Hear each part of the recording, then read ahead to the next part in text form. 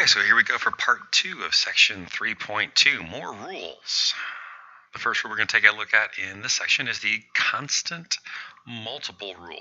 And basically it says that if you have a function f and it has a derivative, that is, it is a differentiable function, and c is any real number, then c times your function, then real number times your function is also differentiable, and then the derivative of c times the function is just c times f prime, whatever derivative f prime is. Now this can be extended or thought of in conjunction with our power rule we were using earlier. So we can simply say, hey, look, if you have c times x to the n, then the derivative of c times x to the n is just c times n times x to the n minus 1. So if you were asked to take the derivative with respect to x of, say, how about 4x squared? Well, there's the 4, there's the 2, and then there's the x to the 1. 2 minus 1 is 1. So there's the 4 from right there. And then where's that 2 from? Oh, that's the old exponent. And why is that 1 there? Well, that 1 there is because it's 2 minus 1, the old exponent minus 1. And we'd simplify that down, obviously, and call that 8x. Okay, so the constant multiple rule. Multiplying a function by a number, just pull the number out of the way, take the derivative of the function, multiply that number back in. Okay? This is especially useful if that number c is an ugly number, a fraction or a decimal, or maybe something like pi or e's or something like that, where it's just a terrible number. Just snatch it out of the way, take the derivative of the function, and then multiply it back in. You can also use this in a different way. Suppose that you have some big ugly function f of x, but you notice that there is a constant that can be factored out of all the terms. You could factor out that c, that constant. Take the derivative of the simple stuff that's left after you factor out the ugly stuff, and then multiply that number back in. But remember, this only works when c is just a real number. You can't take variables and factor them out. You can only factor out a number. C has to be a real number. Okay? We also have the sum and difference rules. The sum and difference rule says start off by saying that we have two functions. Their names are f and g, and both f and g have derivatives. That is, you have a function f and a function g, and they are both differentiable. Then the sum or the difference of these two functions is also found by just taking the derivative of the individual pieces. You'll sometimes see this written not as two rules, but as one rule that looks like this. The derivative with respect to x of f of x plus or minus g of x is just equal to f prime of x plus or minus g prime of x. Okay? These in the plus minus notation. And so basically what it says is, if you have a bunch of stuff added or subtracted, and your job is to take a derivative, just take the derivative of the individual addends and go from there. Right? Just add or subtract all those individual pieces, which should be easy enough. Okay? All right, so moving right along, let's take a look at some examples. My job is to differentiate, to take the derivative of these things. All right, so first off, I have one issue with this first one here. I'm working on this problem right here. I'll highlight it so you know. Okay? I don't have a rule for this, but I know how to deal with it. I'm going to rewrite this and call this 2 times x to the negative 1. So this is an example of the constant rule. That's that c, and then this piece right here would be the f of x from the definition.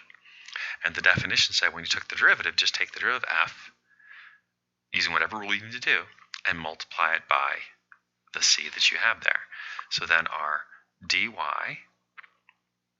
dx is going to be 2 times the derivative of x to the negative 1. Derivative of x to the negative 1 is going to be negative 1 times x to the negative 2. So cleaning that up and writing that in a better way, I will get that our dy dx is equal to negative 2 over x squared. Right? Well, that's not too bad. I like this stuff. I can do this stuff. All right, so now moving right along. I've got this one. What do I do with this? Well, to make it fit the rule, I'm going to rewrite it. I'm going to rewrite this as 4/5 times t squared. So this is the c from the definition. This is the function f from the definition. And so then my first derivative, f prime of t, is going to be that constant 4/5, that coefficient 4/5, multiplied by the derivative of t squared. Derivative of t squared is going to be 2 times t. And then cleaning that up, I'm going to have 8/5 t. And so my f prime of t is 8/5 t. Oh, I like these. Okay. Again, I've got that root issue that I had before. I don't have a rule for roots, but I can rewrite this. So what I'm going to do is I'm going to reimagine this or rewrite this as 2x to the 1/2. And now this is going to be the c from the definition. This is going to be the f from the definition. So I just need to do then the derivative is going to be equal to c times the derivative of f. Derivative of f is going to be that exponent 1/2 times x to the 1/2 minus 1. Okay, cleaning things up a little bit. Here, 2 times 1/2 is 1 times x to the negative 1/2. Okay, x to the negative 1/2 means it goes downstairs, so 1 over square root of x. And just in case someone needs to feel comfortable seeing it, we'll call that y prime. The derivative of y is 1 over square root x. Okay. More? Okay. All right, I got a problem. I can deal with it now. This doesn't look like anything I have a rule for. So I don't have a rule for roots downstairs. So what I'm going to do is I'm going to rewrite this. I'm going to rip this thing apart using all those skills I learned in algebra. And I'm going to say this is going to be the fraction 1/2 times x to the negative 2/3. And now when I take the derivative, this is going to be the c from the definition, and this is going to be the f from the definition. So I'm going to get then that my dy, my derivative y with respect to x, dx, is going to be the coefficient 1/2 multiplied by the derivative of x to the negative 2/3. So there's the n times x to the n minus 1. Cleaning that up, I get negative 1/3 from the multiplication of the coefficients. Negative 2/3 minus 1 is negative 5/3 times x to the negative 5/3. That's my dy dx. And then I don't like negative exponents, so I'm going to rewrite it and say y prime is equal to negative 1 over 3 times the 3rd root of x to the 5th, or if you'd prefer, since this 5 is bigger than the index of the root, we should probably rewrite that as negative 1 over 3x times the cube root of x squared. Right? So I'm taking derivatives. All I'm doing is I'm manipulating the expression that's been given to me to fit the rules that I have. So this is going to be negative 3/2 times x. And so my derivative, my y prime. All right, so y prime is going to be, what's y prime going to be? Oh, so from the definition, this is the c, that's the f. So it's going to be the c, negative 3/2 times 1. So y prime is just negative 3/2. That works for me. All right, this is a tricky one because this one's going to mess with people. Here's the mistake that people are going to make. They're going to call this 5/2 times x to the negative 3. But this exponent is applied to that too also, so this really should be 5/8. So be careful with things like that. All right, so then in the definition, this is the c, this is the f. So I'm going to get then that dy dx is going to be the c times negative 3 x to the negative 4. Okay, there's the derivative of f. Right. Cleaning things up, I get then that dy dx is negative 15/8 x to the negative 4. Or if you prefer, we could say negative 15 over 8x to the 4th. Right? Unless the directions say specifically you can't use negative exponents. The first one's okay. Just the second one is a little more clear. Right. Wait, there's more? All right, plenty of examples. Here we'll take a look at some sum and difference rule problems. So here I have the sum of three terms. There are three addends, if you will. The rule said that when things are added or subtracted, just take a look at each piece independently. So there's 1, 2, 3 different pieces. So when I find my derivative, that is f prime of x, I'm just going to take the derivative of each piece independently.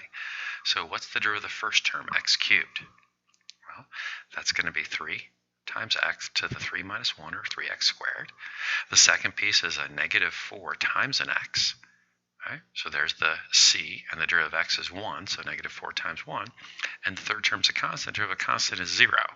Now, technically, it's plus 0, right? But who writes plus 0, right? No one writes plus 0, so we just say ignore that, and just the constant just goes away, essentially. And so then cleaning it up, I have that f prime of x is equal to 3x squared minus 4. Now, one thing that you're going to want to keep in mind is, up until about right around the week before Thanksgiving, or right about until, let's see, when's that going to be? Right about until week 14, 13 or so of the semester, we're going to be having functions and finding the derivative. So we're going to be taking these and turning them into those.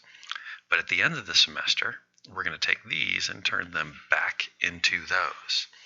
So while you're using these definitions and while you're recognizing how to take a derivative, keep an eye out for patterns, because if we can take a derivative, we can untake or anti-differentiate, and that's what's going to happen at the end of the semester. So for right now, we're turning f's into f primes, but later we're going to turn f primes back into f's. So watch for the patterns that are developing. What does x cubed turn into? Well, x cubed turns into 3x squared when you take a derivative. So what will 3x squared turn into when you take an anti-derivative? Okay. Now, the one thing we're going to have issues with is the 5 here, because the 5 turned into a 0, and so all evidence of it disappeared. So we'll deal with that at the end of the semester, but just start keeping an eye on things and seeing how they're moving about, right? All right, here I have another function. Its name is g. My job is to take the derivative, so I'm going to find g prime of x. Okay. Now this first term, not the second or third, I'm not worried about this. The first term, in my mind, I'm rewriting this as negative 1/2 times x to the 4th. So that when I take its derivative,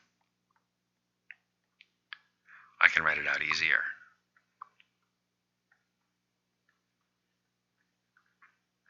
Right? So first term,